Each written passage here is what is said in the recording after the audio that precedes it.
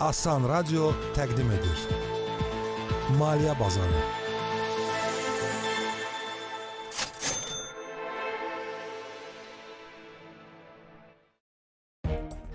Axşamınız xeyir olsun. Asan Radyonu dinləyirsiniz. Studiyada mən Rinara. Və mən Venera. Hər bazar ertəsi olduğu kimi saat 18:00-da sözün yaxşı mənasında bazar açırıq. Maliyyə bazarı efirdədir. Yaxşı mövzumuz, xəbərlərimiz və 100 FM-də 100 manatlıq müsabiqəmiz var. İndidən WhatsApp nömrəmizi qeyd edin: 070 65 56 100. Müsabiqəmiz isə çox diqqət tələb edən bir müsabiqədir. Yəni bu bir saat ərzində bizi kim diqqətlə dinləsə, həmin dinləyicimiz də qazanacaq. Çünki veriliş boyu biz danışdığımız hansısa bir məlumatı, bir faktı bu saatin sonunda sizə sual kimi verəcəyik və nəticədə də bir dinləyicimiz bizdən 100 manat qazanacaq. Elə 100 manat demişkən Venera, sən fikir vermirsən, bax dilimizə son illərdə pulla bağlı maraqlı ifadələr daxil olub. Yəni biz bu sözlərdən istifadə edirdik, amma ayrı-ayrılıqdan. İndi isə məsələn bax aylara bölmək, kartdan karta, pul köçürmək. Düz deyirsən, mən də bir ikisini indi xatırladım. Kreditdəyəm feili var, indi fikir verirsənsə. Bəli, kredit tarixçəsi sözü var, üstünə faiz gəlir və s. Yeri gəlmişkən kredit sözünü bu bir saat ərzində tez-tez eşidəcəksiniz. Çünki elə məhz onun haqqında danışırıq. Mövzumuz kreditdir. Doğrudan da bu kredit və kredit kartları bugün bəzilərinin dar gündə dadına çatır, bəzilərinin biznesinə təkan verir, dəstəkləyir. Amma necə oldu ki, kredit bizim həyatımıza belə birdən-birə daxil oldu? Yox, Rinara, birdən-birə daxil olmayıb. Hələ qədim Misirdə, Yunanistanda, Romada kredit olub. Bəli, özdə credere sözündən götürülüb, latıncadır. Tərcüməsi də inanmaq, etibar etmək deməkmiş. Yəni bir var banklara inanmaq, amma bankın da müştəriyə güvənib o kredit vermək məsələsi var. Yəni hansı vətəndaşlara güvənir, kimə inanıb pul verir, yaxud inamı itirənlər necə olur ki, qara siyahıya düşürlər. Bax, irəliləyən dəqiqələrdə biz bütün bu məsələlərlə bağlı qonağımızla danışacağıq. Bəli, birazdan biznes jurnalist Əli Əhmədov bizə qoşulacaq, suallarımıza cavab verəcək. Bibi, geldim biraz aşağıdım. Bana 300-400 manat borç pul verdi. Cehennem aşağıdır, kara gör aşağıdır. Senin elin yukarı vakti olur, he? Hafta 8, mən 9, 300 ver, 500 ver, 300 ver, 500 ver. Venera, yer gəlmişkən, bunun davamı olaraq bir statistikaya nəzər salaq. Bu ilin 8 ayında banklardan borc alma artıb və yəni kredit portfeli 0,7% artaraq 28 milyard 705 milyon manat olub. Və bunun da yarıdan çoxunu, yəni 52%-ni biznes kreditləri təşkil edir. Bəli, bu məlumatlar Mərkəzi Bankın açıqladığı rəqəmlərdir.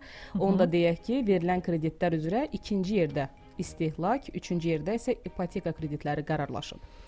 Amma kredit ödəməkdə çətinlik olanların da göstəricisi artıb, təəssüf ki, çünki ölkədə problemli kreditlərin məbləği ilin əvvəlinə nisbətən 18%, son bir ildə isə 12% artıb. Darıxma Bibi, bir haftaya pulumu çaktırırım sana. Mənə bax, pulu düzəldə bilməsən, o bir dijin, iki dijin, o çini qablar var, ondan getir gəl. Mənim bu gözüm üstə. Hadi alarmayalım. Rinara, kredit haqqında çox maraqlı bir faktım var. Bilirsən ki, mən mövzumuzla bağlı hər zaman axtarışları sevirəm və kredit qədim Babilistanda mövcud olub. Bir şəxs əgər kredit götürürmüşsə, girov kimi uşaqlarını qoyurmuş. Bəli, yəni etibar məsələsi. Mən fikirləşdim ki, Rinara, mən səndən uzun müddətli bir borcu istəyirəm və girov kimi çox sakit, səs-küy salmayan, çox mülayim 7 və 5 yaşında olan uşaqlarımı girov kimi sənə qoya bilərəm. Yəni sən pulu qaytarmayacaqsan da, mən belə başa düşürəm.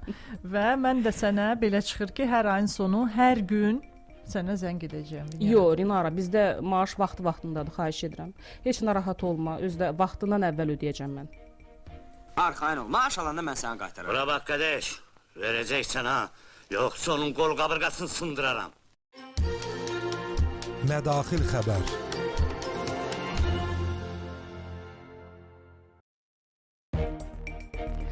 Bəli, Asan Radioda Maliyyə Bazarı davam edir.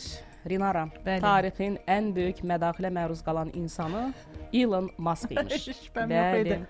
Çünki onun sərvəti 500 milyard dolları keçib və tarixdə bu məbləğə çatan ilk şəxs olub. Forbes nəşri bu haqda məlumat yayıb. Rinara, mən bu hissi yaşamışam. Necə yəni? Bəli, mənim də maaşım 500 manata çatanda mən Elon Musk'ın yaşadığı bu həyəcanı və sevinci yaşamışam. Mən də tələbə vaxtı yaşamışam. Onda təqaüdüm 55 manat olmuşdu. Və mənə elə gəlirdi ki, mən milyonçuyam. Nəysə, Rinara, mən keçim digər xəbərə. Aha. Virginia ştatında sənin qohumunu tapmışam. Bəli, o da sənin kimi bütün məsələlərdə ChatGPT-yə güvənir. Amma o səndən fərqli olaraq bu dəfə yaxşı mənada güvənib və qabağa düşüb. Kerry adlı qadın lotereya nömrələrini adi üsulla yox, ChatGPT-nin köməyi ilə müəyyən edib, süni intellektlə nömrələri düzgün tapıb və Kerry 150 min dollar qazanıb. O avqust ayında sosial şəbəkədə bir nəfər paylaşmışdı ki, deyir, qarpız seçirdim. Qarpızın şəklini çəkdim, ChatGPT-yə göndərdim ki, bunlardan hansı yaxşıdır. Yəni başa düşürsən də, cəmaət süni intellektlə 100 minlər üçün istifadə edir. Biz hələ də qarpız seçə bilməmişik. Hə? Nə xaric xəbər.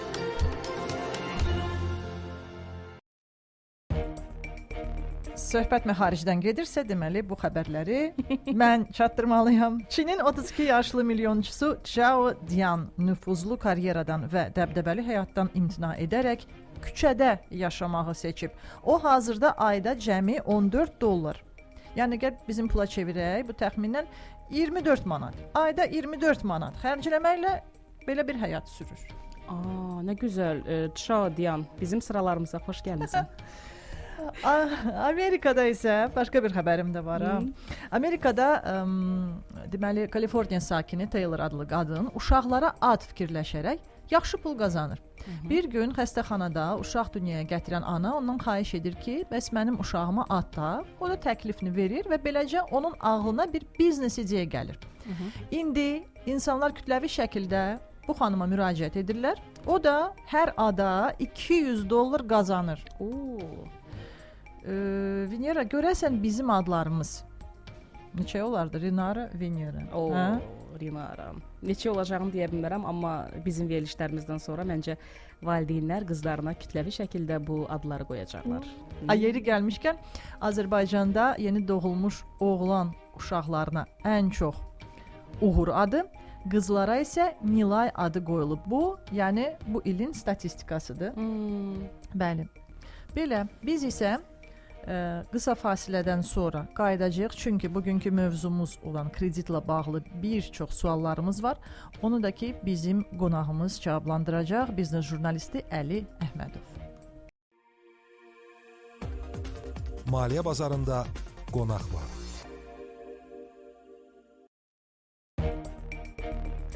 Bəli, Asan Radioda Maliyyə bazarını dinləyirsiniz. Mövzumuz kreditdir. Studiyamızın qonağı isə biznes jurnalist Əli Əhmədovdur. Xoş gəlmisiniz Əli bəy. Salamlayıram sizi, Hər vaxtınız sizi xeyir və olsun. dinləyicilərimizi. Çox sağ Burada olun. doğma, Asan Radioda olmaq çox xoşdur. Təşəkkürlər. Bizim üçün də çox xoşdur və bu gün isə biz kredit haqqında danışırıq və elə istərdim ki, ilk olaraq hər kəsi maraqlandıran bu bəlkə faiz məsələsi ilə başlayaq. Məncə də. Bax, banklarda faizlər normaldırmı və qanunvericilikdə maksimum və ya minimum göstərici varmı? Bütün bunlar necə tənzimlənir? Qısa desək, banklarda kreditlər normaldır. Qanunvericilikdə də maksimum göstərilməyibdir. Aha. Yəni bazarda kreditlər rəqabətlə formalaşır. Bəli. Bəlkə də dinləyicilərin bəziləri narazı qala bilər, amma doğrudan da belədir. Biz necə deyim, banklarla birbaşa yəni bilirik yolların, necə deyirlər, əməliyyatların görürük, hesabatların görürük. İşimiz ondan ibarətdir. Bəli, onların kreditləri rəqabət əsasında formalaşır. Çünki bu bazarda böyük bir rəqabət var. Böyük bir rəqabət var. Sadə bir misalla desək, tutaq ki, biz banka qoyuruq 1000 manat pul, bank bizə verir 12 manatdır da, ona görə 120 manat verir. O bank o pulu bir il ərzində elə onu dövr etdirməlidir ki, həm bizim 120 manatımızı versin, həm də o müəyyən bir gəlir qazansın, həm də onun bu 1 il ərzində o işçilərinin necə deyirlər də əməliyyat xərcləri ödənilsin, belə deyək. İndi məsəl üçün bəzi banklarda bunlar qalxır 22, 23, 25, 26 dərəcəyə. Bəli. Bunlar onun əməliyyat xərclərinə çəkildiyini göstərəndə bunlar normaldır. Bank da mənfəətlə işləməlidir. Düzdür. Axır vaxtlar bankların mənfəətinin biraz çox artmasından sonra biraz o prudensial çərçivə deyilən bir kreditlərin tənzimlənməsi çərçivəsi bir qədər dəyişdirildi. Orada istehlak kreditlərinin bayaqsı statistikanı saydı, istehlak kreditlərinin sayının sürətlə artması, yəni çox da istehlak kreditlərinin olması iqtisadiyyata da ziyandır. Çünki pul çatan olanda qiymətlər də bahalaşır, eləyir. Yəni belə var. Ona görə də Mərkəzi Bank kredit kartları ilə bağlı müəyyən belə deyə sadə desə əyləci bastı. Orada da necədir? Məsəl üçün qabaq banklar qərar verdi ki, bu müştəriyə nə qədər kredit vermək olar. Amma indi Mərkəzi Bankın 1-2 aydan əvvəlki qərarına əsasən artıq 5 misli ilə bağlı limit qoyulub. Məsələn, mənim vergidən sonraki gəlirim, təmiz gəlirim 1000 manatdırsa, mənə ancaq 5000 manatdan artıq olmayan dərəcədə kredit ayrıla bilər. Yəni belə. Çünki o əlavə yük götürülür üzərinə. Nə qədər belə təəssüf edici olsa da bəzi istehlakçılar tam hələ kredit formalaşmayıb, mədəniyyətə iyi baxışda formalaşmayıb. Məsələn 20 il əvvəllə müqayisədə həddən artıq inkişaf edibdi bizdə. İnsanların kredit götürmək mədəniyyəti. Qabaq məsəl üçün 2005-ci ildə SMS gəldi ki, sizə kredit götürə bilərsiniz 3000 manat. Tez gedib götürürdü krediti, bankdan çıxanda fikirləşirdi ki, mən bu pulu nə edeyim? Amma artıq faizlər hesablanmağa başlamışdı. İndi elə deyil. Adamlar ehtiyatlı olmağa başlayıblar. Biraz fərqlənibdir. Amma belə mənim fikrimi soruşursunuzsa, bankda faizlər yəni normaldır. Çünki orada o qədər rəqabət var ki, biraz imkan olan kimi azaldacaqlar. Eyni zamanda maksimumda yoxdur. Sadəcə burada belə bir şey var. Bir neçə il əvvəl Azərbaycan bazarına bir qısa müddətli kreditlər məhsulu daxil oldu. 15 günlük, 20 günlük kreditlər daxil oldu. Adamlar götürürdülər onu. Orada faiz böyük faizlər hesablanır. O faizi yəni heç kəs qadağan eləyə bilməz ki, çox faiz təyin eləmə, amma orada müəyyən çərçivələr qoydular. Mərkəzi Bankın banklardakı bu kreditləri tormozlamaq üçün, belə deyək də, tənzimləmək üçün yaxşı alətləri var. Bunlardan da biri ehtiyatların yaradılmasıdır. Bu nə deməkdir? Bank əgər mənə 1000 manat pul verirsə, o riskli kreditlər anlayışına düşürsə və Mərkəzi Bankın qərarından asılı olaraq hər 1000 manata tutaq ki, bir 500 manatda ehtiyata saxlamalıdır. Bu nə deməkdir? Tutaq ki, bir nəfər banka 1500 manat pul qoyub, tutaq ki, 10%-lə ilin axırında bank ona 1650 manat qaytarmalıdır. Və riskli kredit verəndə banklar, riskli kredit qoyanda artıq Mərkəzi Bankın tələbi ilə o böyük həcmdə ehtiyat ayırmalıdır. Böyük həcmdə ehtiyat o deməkdir ki, o 1000 manatın kredit verirsə, 500 manatı ehtiyata ayırmalıdır. Təsəvvür edin, 5 manatı qoyub 500 manat kənardadır. Bu 1000 manatı elə dövr etdirməlidir ki, bu həm özü qazanc eləsin, həm əməliyyat xərcini bağlasın, həm də ki, axı o 150 manat da ona faiz verəcəkdi müştəriyə. Onu da qarşılasın.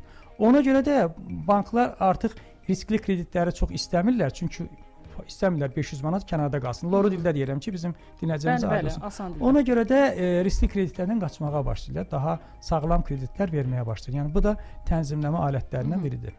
Elə bayaq bir dinləyicimiz yazmışdı, siz SMS və yaxud da zəngdən danışdınız, mən xatırladım. Dinləyicimiz soruşur ki, mənə məsələn SMS gəlmişdi ki, sənə 10,9% kredit düşür və adla soyadla müraciət olunur SMS-də. Sonra mən gedirəm deyir, amma nəsə hesablayırlar orada, maaşa baxırlar və s. Sonunda deyirlər ki, sənə 17%-lə biz misal üçün kredit verə bilərik.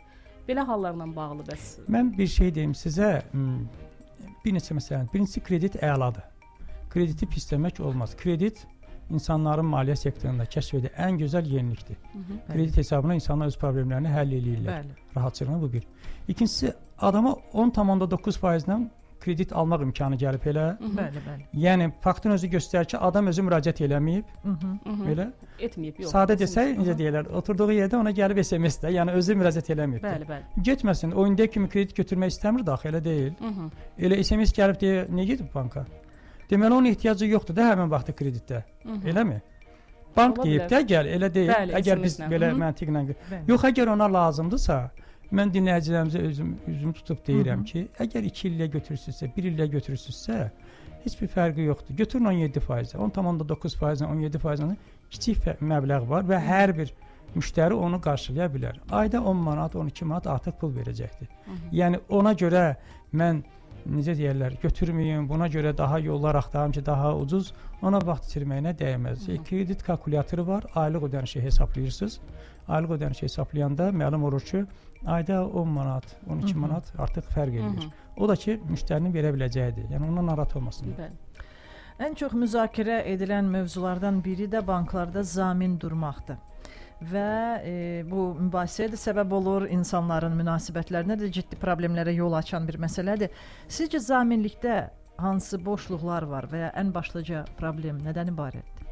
Qanunvericilik tərəfdə heç bir boşluq yoxdur. Bank qanunvericiliyi, ümumiyyətlə bank sektoru Azərbaycanda ən inkişaf etmiş sahədir. Mərkəzi Bankın səyləri ilə, indiki səyləri ilə də, əvvəlki səyləri ilə də bank sektoru korporativ idarə etməyə tam keçib. Buradakı bütün boşluqlar necə deyirlər, dolub. Bank sektorunun hüquqşünasları daima qanunvericiliyin təkmilləşmə üzərində işləyirlər. Yəni biz bunu görürük. Burada boşluq yaranması demək olar ki, mümkün deyil. O qədər кейslər baş verir ki, hər keysdə bir boşluq çıxır, onu bağlayırlar.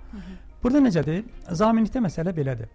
Təbii ki, zamin durmaq bəzən lazım olur. Yaxın adamdır, dostdur, burada normaldır.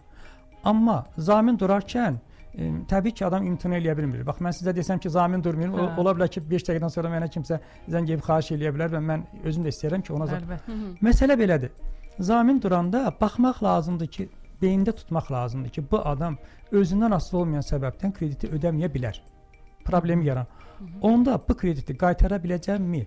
Qaytara biləcəmsə, indi də zaminə imza atmamışdan əvvəl hesab elə ki, o krediti sən qaytarasın.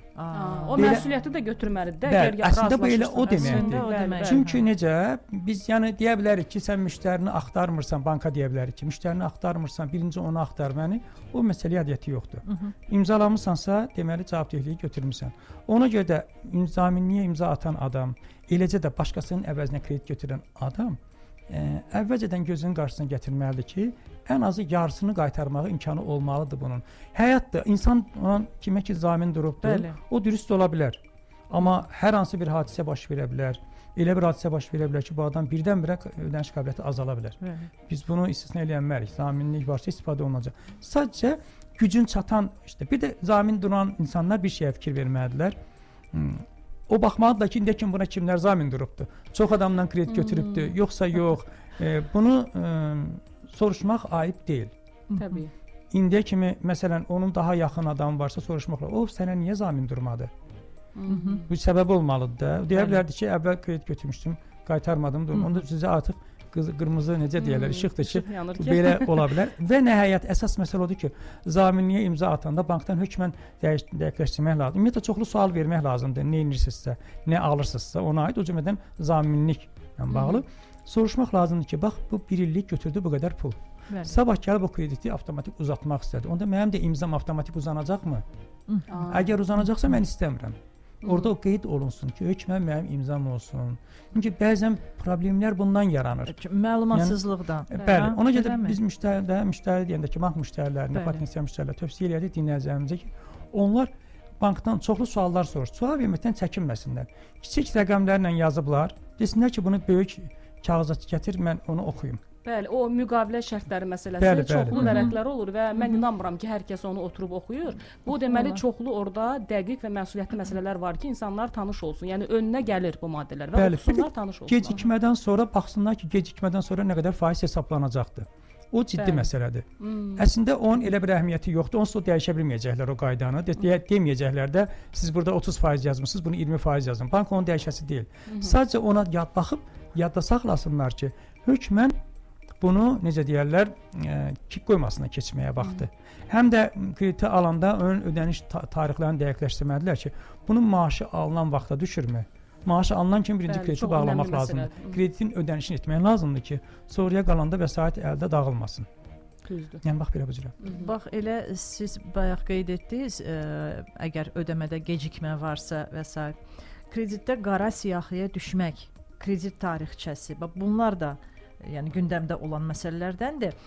Bununla bağlı yumşalmalar, bilmirəm, gözlənilirmi və ya bununla bağlı nə kimi bir məqamlara insanlar fikir verməlidirlər, gözə almalıdırlar əvvəlcədən? Əslində qara siyahı kimi belə siyahı yoxdur ayrıca, amma hər kəsin özünün o hansı zonada olduğu görünür. Yəni bu çox normaldır. Belə deyək də biz dostlarımıza hətta özümüz borc verəndə diqqətlə fikirləşirik ki, bu adam görəsən pulu Bankda heç müştərini tanımır. Bəli. Ancaq onun haqqında rəqəmləri görür. Bankerlərlə danışanda onlar bizə deyirlər ki, borcu qaytarmaq imkan məsələsi deyil, məsuliyyət məsələsidir. Adam məsuliyyətlidirsə, imkansız olsa da qaytaracaqdır. Birincisi məsuliyyətlidirsə, imkan olan borcu götürəcəkdir. Bizim kredit götürənlərdən bir hissəsi tamamilə lazım olmayan şeylərə kredit götürürlər. Kiçik aylıq ödənişi görürlər, həvəslənirlər. Qətiyyən olmaz. Lazım deyilsə götürmək nəyə lazımdır ki? Götürürlər, telefon alırlar. Telefon pulum varsa al. Yəni krediti götürüm və riskli kreditə götürüm ki, mən telefonu alıram. Nə olur? Maşını dəyişirlər. Lap yaxşı. İndi o bəzən maşın köhnə olur, onun o likvid dəyəri azalır. Sabah fikirləşir ki, satmaq çətin olacaq, tez dəyişir. Bu başa düşüləndir. Bu investisiya xarakterli bir şeydir. Amma sadəcə necə deyirlər, mən kredit götürürəm bir bahalı bir maşın. Mənim fikrimcə bu doğru deyil. Maşın mövzusu artıq adiləşməlidir də. Yəni pulun varsa nağd al. Yoxsa sən kreditə gir, ailən bütün gəlirlərini ora hər ay ver ki, mən nisbətən komfortlu maşın sürəcəm, bu deyil. Əgər vəsaitin varsa al, özün al, problem yaratma. Yəni bu da onun üçün. Qırmızı, qara siyahıda necədir məsələ? Qara siyahıda indiyə kimi ödədiyin, ödəmədiyin kreditlərin tarixçəsidir. Bizim bir tanış var xaricdə, o deyir ki, bizdə bəzən yolda keçəndə radara düşürük, məsələn Amerikada. SMS gəlir ki, siz radara düşdünüz. Mən deyir, tələsdiyim yeri saxlayıram, birinci gedirəm onun ödənişini eləyirəm ki, məndə Amerikada bu o qədər inkişaf eləyib ki, nəinki radara düşüb düşmədiyi ölçülür. Çünki o da məsuliyyət məsələsidir. Eyni zamanda bu radara düşübsə, cəriməni nə qədər tez ödəyib ödəmədiyi də bu da məsuliyyətdir. O dərəcəyə qədər nəzarət var. Burada belədir, kimlərsə nə baxsa, səhv eləyib, krediti ödəməyibdir, anlaşılmazlıq olubdur, bilmirəm, fikrində bankla prinsipə girib, bu da qəti olmaz. Çünki bank sistemdir. İnsan deyir ki, ondan şəxsi qərəzliyi olsun da, bank heç kəs tanımır. Yəni belə. Ona görə də belə olanda qara siyahıya belə deyək ki, kredit tarixçəsi korlanıbsa, bunun bir dənə yolu ondan ibarətdir ki, kiçik kreditlər götürür, kiçik kredit, 500 manat götürür, 1000 manat götürür, nə qədər verə bilərlərsə, 300 manat verə bilərlərsə götürür. Onu səliqə ilə ödəyir. Sonra yenə götürür, sonra amma əgər ona lazımdırsa götürür, lazım deyilsə qəti olmaz. Bəzən kredit tarixçəsinin pis olması daha da xeyirdir vətəndaşa. O gedib elə hər dəqiqə kredit götürə bilmir. Oturur yerində necə deyirlər, ona lazım olanda götürür. Birisi necədir? Çünki bizim necə deyirlər, insanların maliyyəsini yaxşı idarə eləyəndə heç kreditə çox vaxt ehtiyac olmur da. Baxın, insanlardan dinləyicilərimizə üzümü tutub deyirəm, son 3 krediti nəyə götürmüsünüz? Baxın, görün nə qədər vacibdir. Yəni televizorda həyati əhəmiyyəti var. Sonra bundan başqa bəzi üsullar var ki, məsəl üçün bəziləri məişət əşyalarını kreditə götürürlər. Bəli. Tövsiyə eləyərdim ki, bankdan kredit götürüb gedib həmin o məişət əşyalarını nağd alsınlar. O daha sərfəlidir. Nəinki kredit götürmək. Məişət əşyasını mağazadan götürmək daha. Onda şərtlər də fərqlidir. Müqavilə də ümumiyyətlə orada fərqli qaydadadır. Kredit müqaviləsi deyil. Məsələn, orada belə bir şeylər var. Məntiqlə biz krediti götürdüksə 1 illiyə, onu 3 aydan sonra bağlayanda faiz aşağı olmalıdır, elə deyil. Yəni o faizlər ki var, o tutaq ki 9 ayın faizini axı mən saxlamadım, pulu qaytardım da belə. Banklarda bu olur. Müəyyən də cərimələr olur, amma olur yenə də. Amma bəzi təşkilatlarda olmur. Yəni məsələn sən götürmüsən və orada sənə demirlər ki, sən 1000 manatlıq telefon götürmüsən və 1200 manat ödəyəsən. Onlar deyirlər 1200 manatlıq götürmüsən əvvəzədən. Yenə də tez qaytarsan da onu ödəməlisən. İlk baxışdan xırda görünə bilər, amma bu xırda pullar bizə elə bir ki, yeyir də, büdcəmizi yeyir. Bir də tövsiyə elərdim bizim kimlər ki, maliyyədə çətinlik var, onların maaşı gələn kimi dərhal çəksinlər, nağd pul tutsunlar əllərində. Onda onu xərcləyəndə onu daha yaxşı hiss edirlər ki, pul nə qədər qaldı, nə qədər qalmadı. Nağd olduğuna görə, yəni fiziki olaraq gördüyümüzə görə. Fiziki olaraq görür. Kartdan gedəndə pul heç nə hiss eləmirik. Cibimizdə heç nə azalmır deyə biraz elə komfortlu oluruq. Axırda sürpriz rəqəmlər görürük kartda. Amma nağd əlimizdə olanda kəş ən yaxşı variantdır. Götürürük əlimizdə. O elə olanda biz necə deyirlər, qəfil impulsiv alışlar deyirlər, onu eləmirik. İmpulsiv alış odur ki, kartdan eləməlisən. Biz əgər pul nağd cibimizdədirsə, məcbur onu yerinə karta qoyaq. O karta qoyana qədər gedirik biz. Yolda yavaş-yavaş fikirləşirik ki, mən gedirəm. Doğrudanmı bu mənə lazımdır? Çünki Biraz vaxt verir adama fikirləşmək üçün. kartda da cashbacklar olur, hansısa bax belə şeylər olur ki, insana yaxşı idarə eləmək olur, Bəli. diqqətli olur. O çox gözəldir. Məsələn, götürürsən ayın axırına kimi, bu ay götürsən, o birisi ayın axırına Bəli. kimi vəsaiti yerinə qoyaq. Bu idarə eləmək olarsa əladır, yaxşıdır. Amma çox adam idarə eləyə bilmir. Ona görə də kimisə çətinliyi varsa, riski varsa, itirirsə belə hesabı tez-tez, ona siqnaldır ki, olmaz. Yazmalıdır, xərclərin yazmalıdır, gəlirlərin yazmalıdır. Necə deyirlər? Yəni kredit götürən adam gedib 7 manata kofe içməməlidir. Şəhərdə açıq deyə elə deyil. Təbii, təbii. Yəni bu belə. Bir də bir dinləyicimiz bizə yazır ki, hansı hallarda borclar silinə bilər? Yəni vətəndaşın. Elə bir hal mövcuddurmu? Yox. Yox. Qısa və konkret. O adam hətta vəfat etsə belə, Aha. kimsə onun bərəçəsidirsə, yəni məsələn, kimsə rəhmətə gedib, onun evi onun oğluna keçibsə, avtomatik Bəli. onun borcları da onun oğluna keçir və yaxud da başa ailəsinə keçir. Dəndə kimi olsa da. Borclar silinmir. Borcların silinməsinə ümid eləmək, yəni olmaz. Bu belə necə deyirlər, biraz qeyri-ciddi olar. Borcun gözəlliyi onu qaytarmaqdadır. Borcu tam bağlayanda ki, o da o hiss ki, Bəli. yüngülləşmə olur. Mən bunu bacardım. Belə, amma kredit dediyim kimi çox gözəldir. Kredit kiçik pulları böyük pullara çevirməyə imkan verir. İdarə etməyi bacarana. Düzdürmü? Məsələn, sizin əlinizdə 10.000 pul var. Siz o pulu səyahətə də gedə bilərsiniz. Necə deyirlər, maşın da dəyişə Bəli. bilərsiniz, nəsə ala da bilərsiniz, eləyə də bilərsiniz. Amma siz onun ilkin ödəniş qoyub bir ev də ala bilərsiniz. Kiçik aylıq ödənişlə eləyə bilərsiniz. Bəli. Kredit bizi mobilləşdirir. Bütün necə deyirlər, imkanlarımızı səfərbər eləməyə məcbur eləyir. Baxır ki, biz imkanlarımızı nəzərə alırıq. İndi biz bayaqdan istehlak kreditlərindən danışırıq. Bəli. Biznes kreditləri də onun kimi. Mən birdən iş adamları onsuz da bilirlər. Bizim çox ağıllı iş adamlarımız var. Onlar hamısı kiçik də, böyük də hamısı bilir. Mən ona tövsiyə eləyərdim. Onlar nə işi görürlərsə, şəxsi pulları olsa belə kreditlə görsünlər. Şəxsi pul olanda hesabı itirirlər. Amma kredit olanda artıq sən bilirsən ki, bu biznes nə qədər gəlirlidir. Bu krediti qaytara bilir.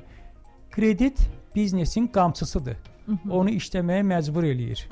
Şəxsi pulla kredit eləyəndə, bunu iş adamlarından biri bizə deyib, şəxsi pulla eləyəndə bunu sən narahat olmursan da, pul gəlməsin.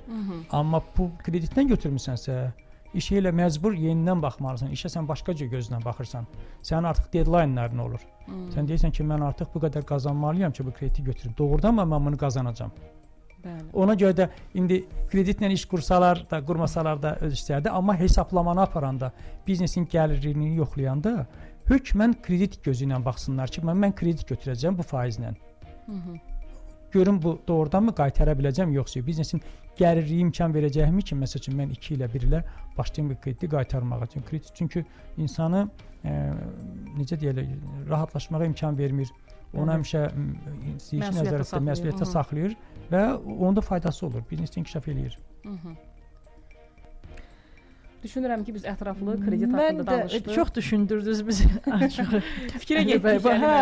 Mən əməl başda fikrə getdim. Görün mən həqiqətən lazımlı şeylər alıram yoxsa yox. Mən hətta deyim ki, kreditlə bağlı bizim dinləyicilərimiz də yəni yeni faktlar eşitdilər, yeni fikirlər eşitdilər. Son 3 krediti fikirləşsinlər. Son 3 krediti nə üçün aldılar?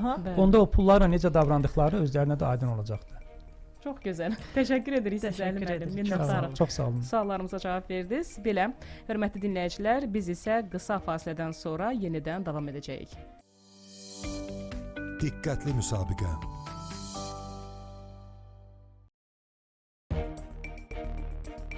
Asan radionu dinləyirsiniz. Maliyyə bazarı davam edir. Biz bugün kreditlərdən danışdıq. Qonağımızla düşünürəm ki, elə bütün həm bizi, həm dinləyicilərimizi maraqlandıran bir sıra sualları cavablandırdı. İndi isə kimin krediti varsa, bax, bu dəfə biz sizə kreditinizi heç olmasa müəyyən bir hissəsini ödəməyə kömək edəcəyik. Amma bunun üçün biz sizin diqqətinizi yoxlayacağıq. Əvvəlcə belə ki, verilişdə biz bir fakt səsləndirdik. İndi onu Venera sual kimi sizə verəcək və düzgün cavabı da ümidvarıq ki, siz bizə 070 65 56 100 WhatsApp nömrəmizə göndərəcəksiniz. Bəli. Hədiyyəmiz isə 100 manatdır. Rinara, amma mən sualdan öncə istəyirəm qaydalarımızı xatırladaq. Necə ki, yəni şərti şumda kəsək ki, xırmanda yabalaşmayaq. Şəffaflıq və ədalətliyi qorumaq naminə biz belə bir qərarlar qəbul etmişik ki, hər bir dinləyicimiz bir ay müddətində bir dəfə qalib ola bilər. Qazanan dinləyici şəxsən özü gəlib hədiyyəsini götürməlidir. Bəli, başqa nömrədən yazıb təkrar həmin dinləyici qalib olursa, bu da sayılmayacaq. Biz istəyirik ki, hər kəs qalib olsun. Sual isə belədir. Bu il Azərbaycanda oğlan uşaqlarına ən çox qoyulan ad hansı olub? 070 65 56 100 WhatsApp nömrəsinə yazın. Beləliklə bu axşam, bu bir saatın ən diqqətli dinləyicisi müəyyən olundu. Kimdir? Bu Leyla Məhərrəmovadır. Axşamınız xeyir olsun Leyla xanım. Vaxtınız xeyir, necəsiniz? Biz əla, siz necəsiz? Mən də əla oldum, sizi eşitdim. Və 100 manat qazanıb daha da əla oldunuz. Bəli. İstəyirik ki, sualı biz təkrar edək, cavabı da siz təkrar edəsiniz. Deməli, bu il Azərbaycanda oğlan uşaqlarına ən çox qoyulan ad hansı olub? Uğur adı oldu, mənə də uğur gətirdi. Bəli, Bəs çox gözəl. qız adı? Onu elə belə soruşuruq. Hə, o elə belədir. Görə diqqətinizi yoxlayırıq da indi. Yəni nə qədər ki imkan var. Qız adını da dediniz, amma unutdum onu. Bax, oğlan adı yadınızda qalıb, qız adı yox. Hiss eləyib ki, yəqin. Bəli, uğur gətirdi mənə, uğur yadımda qaldı. Qız adı isə Nilaydır. Uğur və Nilay. Bu Nilay. ilin ən Aha. çox, bəli, oğlan Nilay. və qız uşaqlarına qoyulan adlardır. Leyla xanım, Bəli, kreditiniz varmı? var, təəssüf ki. Bax, niyə təəssüf ki? Bax, qonağımız nə gözəl açıqladı hər Bəli, bir şey. götürəndə təəssüf eləmirdiniz, amma indi təəssüf eləyirsiniz.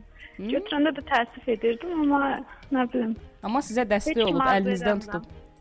Bəli, orası elədir, düzdür. Bax, bu 100 manat indi kredit ödənişinə gedəcək də, belə başa düşürəm. Bir qatqı olacaq. Bəli. Sizə uğurlar arzu edirik Çox Leyla sağ xanım. olun, Təşəkkürlər. edirəm. Bu bir Əzmə. Bu ikidir, üç onlara. Üçüdür. Yox, üçüdür. Diqqətinizə görə təşəkkür edirik. Belə, mən sənə təşəkkür edirəm Vinyara. Çox sağ ol, mən də sənə təşəkkür edirəm. Dinləyicilərimizə təşəkkür edirəm ki, bizi dinlədilər və həftənin bazar ertəsi yenidən eşidiləcəyik. Hələlik. Sağ olun.